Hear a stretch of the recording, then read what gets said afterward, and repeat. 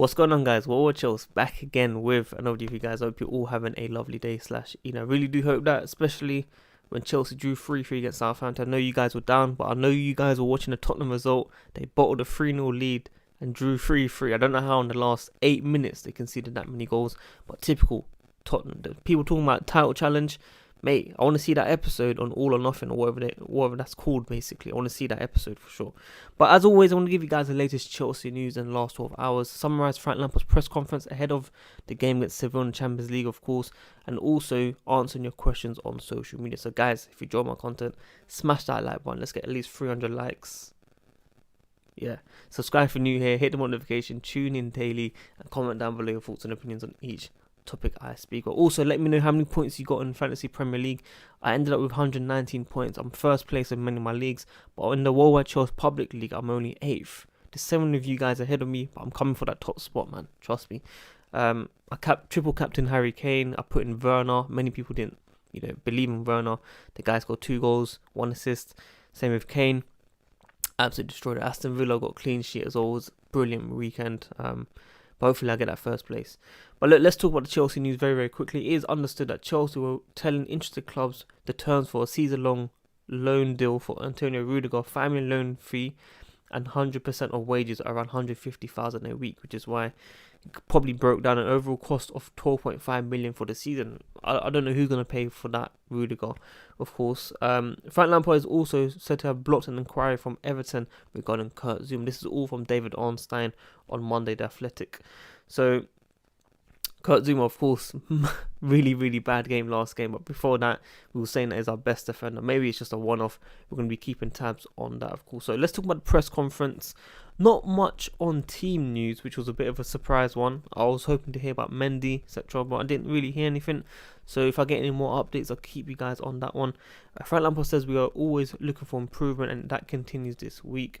You get no chances, basically get no help in Premier League or in the Championship, and we have to keep building relationships on the pitch and staying calm. We need to, and I believe he just needs to focus on his in-game management, getting the lineup right, and also individual mistakes from players that need to fix up as well. Because offensively, as I said in my previous 2 videos, we're doing really, really well, but defensively we are letting the team down. As we heard from Timo Werner, he's very frustrated with the team conceding, and we have to be more consistent.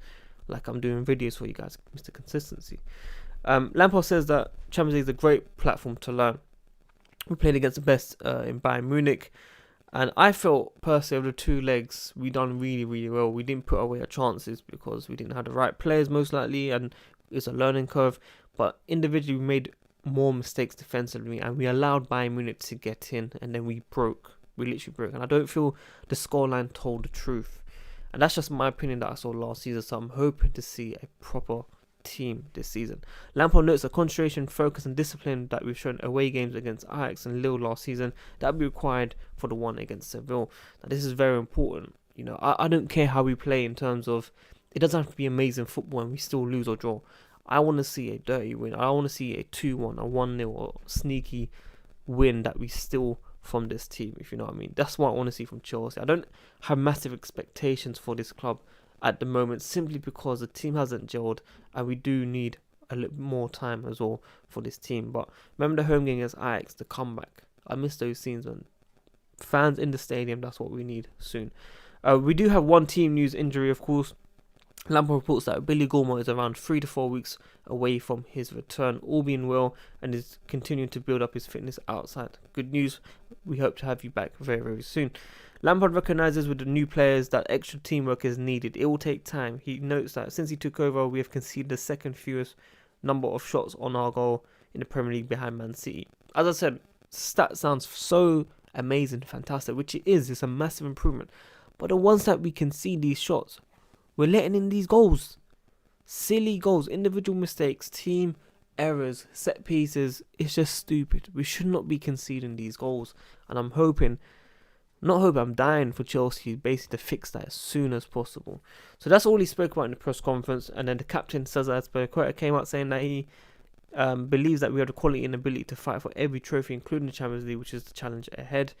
We need to fix our defensive issues collectively.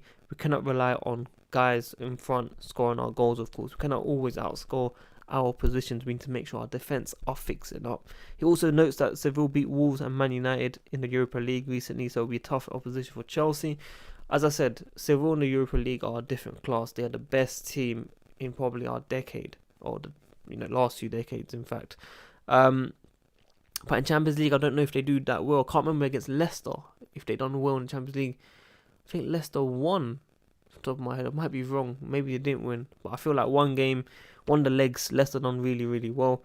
But in Champions League, it's a different story, and I feel like anything can happen on the night, and I feel Chelsea can steal that result. He also said that we've learned a lot in the Champions League last season, and having added more players with plenty of experience in the competition, we now have a chance to show how much we have improved, which I agree. Individual responsibility to make in-game decisions and lock the door defensively. This is very key for the defenders that play from now on. Okay, we're seeing consistently mistakes after mistakes from these players. We don't want to see that anymore. Okay, we just don't want to see that. One is fine, it happens, but if you concede 2 or 3, there's a massive issue in this team. As Willicott says, footballers have a difficult period, and as captain and a friend of Kepa's, he is there to help him. He knows how hard it is, how hard he is working to turn this situation around. So, Spanish international, of course, teammates. I'm sure he's talking to the guy, giving advice, trying to help him. But it's a very difficult time for Kepa. Many people are trying to make him as a scapegoat, and I said in my video yesterday, do not make this guy as a scapegoat. It's not all his fault. Partially it is his fault, but it is not his fault that we have got into these situations where we have to try to clear the ball and we are failing to do basics. As I said, Sunday League football, the defending over there was a lot better than Chelsea on the weekend, which is very frustrating. I told you guys, West Brom, Southampton, these draws didn't feel like draws or a point gained or anything. It felt like a loss. It felt like we dropped all points, not just 2 points. But yeah, that's just how I felt anyway. Let's get into your questions, of course. We've got Divij. That's how I'm going to pronounce you, bro. I'm not going to pronounce your entire name. James or Aspi, which I'll be getting to my lineup, but I've gone with Aspi as his captain. Will Hakim Ziyech starts? Asks Aaron. I do not think so, but I think he'll get at least 10 to 15 minutes towards the end. Sopapa, my guy Ceze, hopefully I pronounced it right. Will Mendy be fit before the Seville game?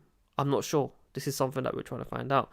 Nathan Gomez, is Jorginho underrated, and how crucial is he for us in the Champions League? It's a vital one. He takes our penalties. If we get penalties, it's absolutely amazing, but I feel like him and Kante could do a role, especially in the home games against the teams in the group. J1_Drippy10. If we don't win, should Lampard be called out?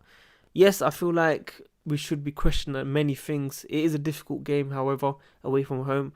But if you're talking about Lampard out, certainly not. But in terms of his lineups, that's something that we should be keeping eyes on and make sure that we call it out, definitely. What starting 11 would you play against a very strong team like Seville, which we'll be getting into, spiraled on very soon? How can we improve defensively to stop Seville from scoring goals? We need Mendy and Thiago Silva.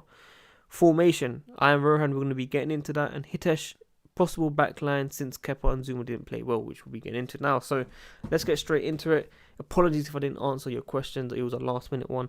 Predict 11 for me. Mendy, if fit. Ben Chilwell left back. Thiago Silva centre back. I've gone with Tomori to replace Zouma following the last game. Aspi right back. Kante, Jorginho and Kai Havertz with Mason Mount and Werner on the wing and Tammy Abraham up top. Now, I know you guys are going to be asking me, what are you talking about? Mason Mount on the wing? Yes.